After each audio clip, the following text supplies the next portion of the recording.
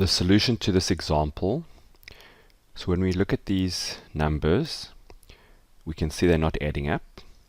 So there's no real point in just staring at the computer. You must play and see what can be the problem.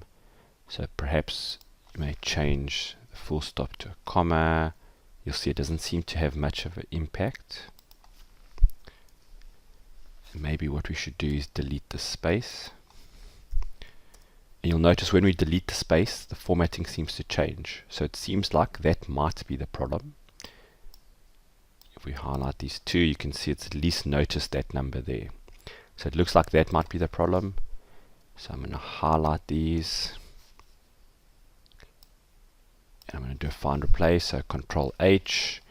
And I'm going to tell it, use a space, replace it with nothing.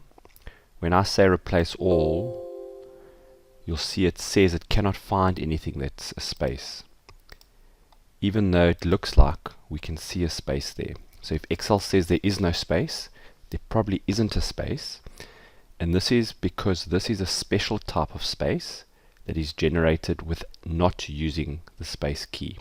So you can investigate it, but the easiest way to sort this out is we click in there and we highlight that thing, whatever it is, and copy it. Control C.